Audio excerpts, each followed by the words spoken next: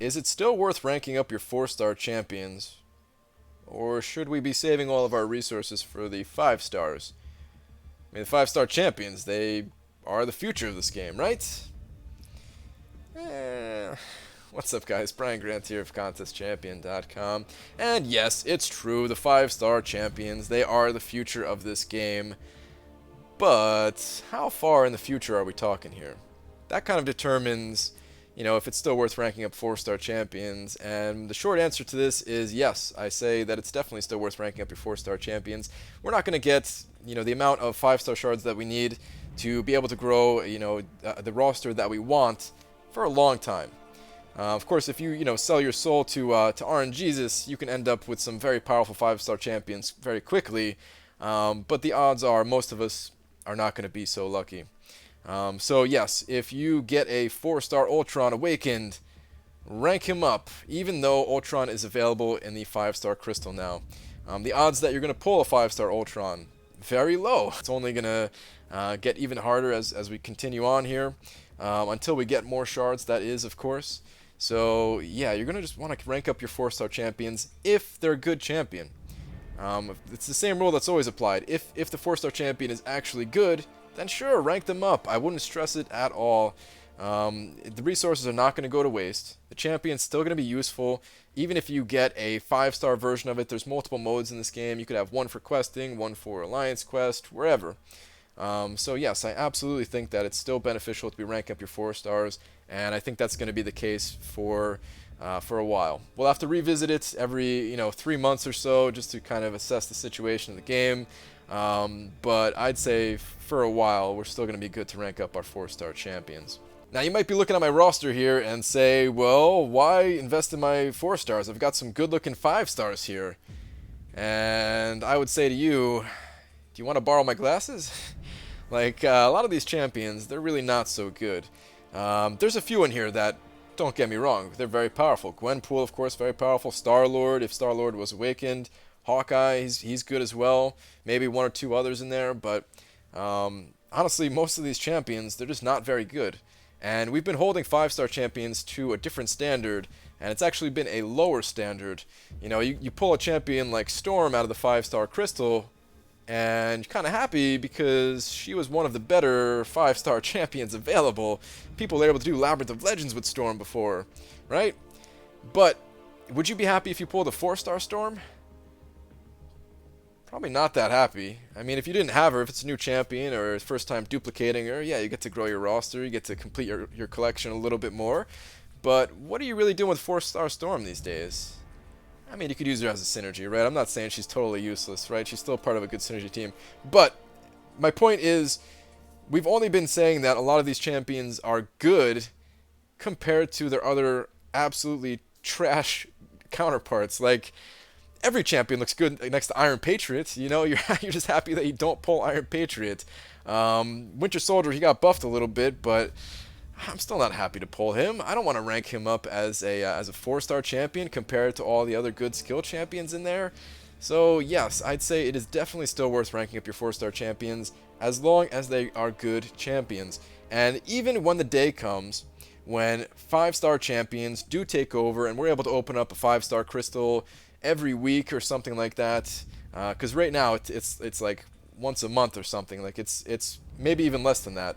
I've been playing the game for 18 months now, and yeah, I don't have 18 5-stars here, and 2 of them are duplicated, but still, you get my point. We're not getting them that quickly. It's still going to be a while to actually pull the champions that we want, and let alone duplicate them. So yeah, it's going to be a while. And like I said, some people have lucked out. Some people have that Star-Lord dupe. Some people have that Ultron dupe already. But yeah, most people are not going to be that lucky. So if you get Voodoo from the arena, definitely still rank up Voodoo.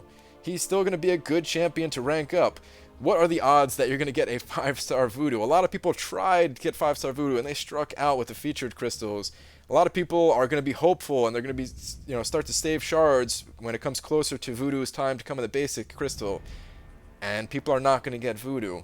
And Voodoo is still going to be a very powerful champion as a 4-star at rank 5. Still going to be able to get through most things in the game. So it's absolutely still worth it.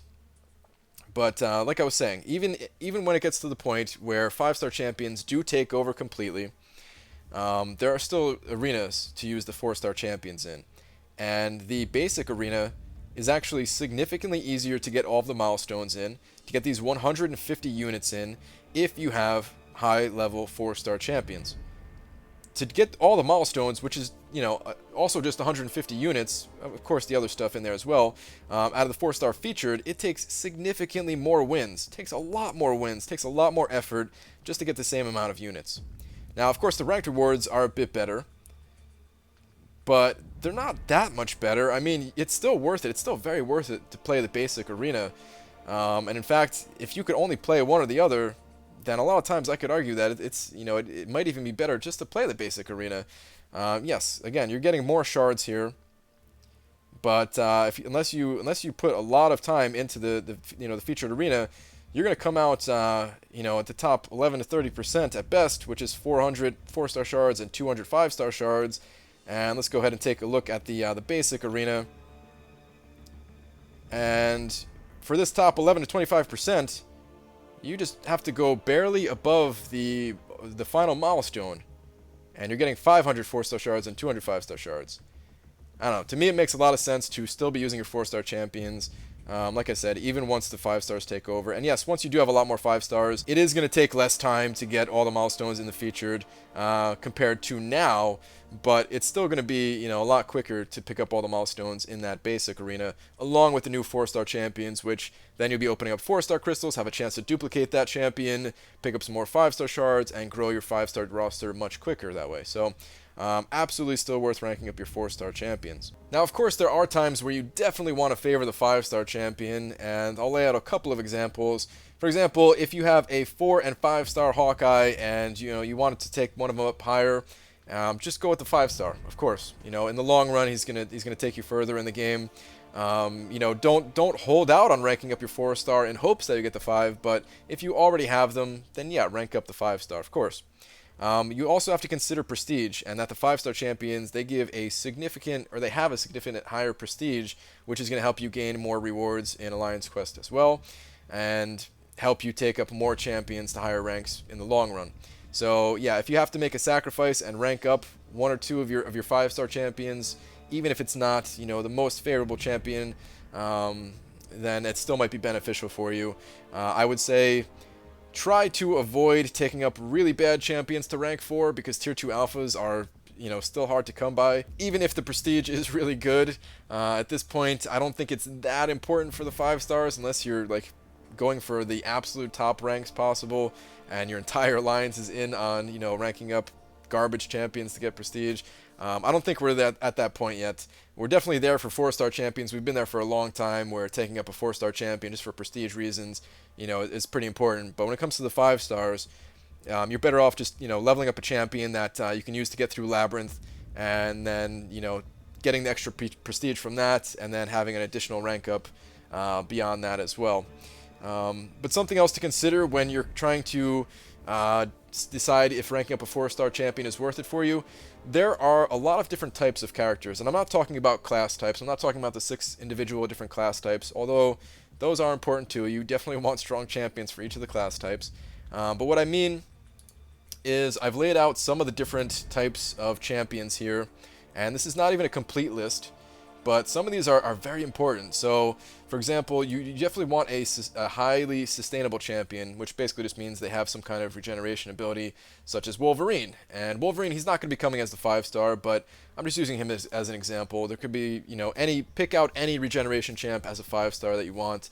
How long is it going to take you to actually get that champion and get a good one of those champions, right? Because if we look at my roster here, the only 2 champions that have any form of regeneration in this entire list is Superior Iron Man and Iron Patriot, and both of them need to be awakened to have that regeneration.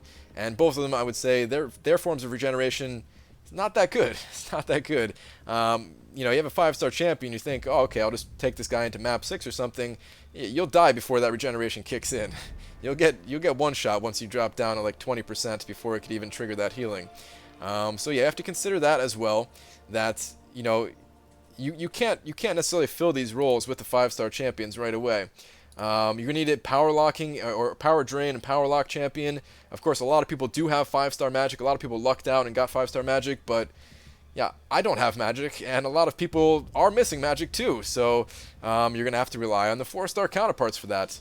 You need some form of anti-evade, some heal block, some defensive ability accuracy reduction, and yes, sometimes this covers both of these too as well, but not always the case. Sometimes you just need like an actual character that can apply heal block. You need champions that are poison and bleed immune that can take you through Alliance Quest, and you know, if we go back to my list here, again, which of these champions am I going to take through Alliance Quest to take down a bleed path? Well, I have Unstoppable Colossus, but he's really not somebody you bring to Alliance Quest. How long is it going to take me to get a champion that can counter these bleed node paths? It might be a while, so I'm going with 4 stars. I'm going with 4 stars, and even then, do I really want to invest the resources to take up a suboptimal champion? Maybe it's a good champion. Maybe like Captain Marvel here. She's a pretty good champion in dealing with poison immune nodes, or I'm sorry, just nodes that have that poison debuff that they apply to you, and you need a poison immune. But she's not the best in my opinion, and do I really want to invest the resources in her instead of just using like my 4-star Ultron or something like that? I think I'm just going to go with the Ultron, man. I think I'm just going to go with the Ultron. Of course, when I get that 5-star Ultron, then yeah, 4-star Ultron, he's sitting on the bench, but who knows how long that's going to be. When it comes to boss killers, I mean, I don't have that many boss killers in my roster. I actually have a couple with, Gwenpool and Star-Lord, but Star-Lord kind of has to be duplicated. Other than that, not really the strongest boss killers in there. You're going to need some forms of utility with champions like Guillotine or Daredevil. Like I said, this is not even a complete list of categories, but, I think it'd actually be pretty fun to make a list of like the top champions for each of these categories. Maybe I'll do something like that. So if you have any other categories that I'm missing here, definitely leave that in the comments. But hopefully you guys understand what I'm saying here in that, it's going to be a while still. Don't regret your decision. Go with your 4-star champion as long as they are a good 4-star champion. And worst case scenario, you get them as the 5-star, you can still use that 4-star champion in the arena to earn you more 5-star shards. So that's going to do it for this video, guys. Thank you very much for watching, and I will see you in the next one. Take care.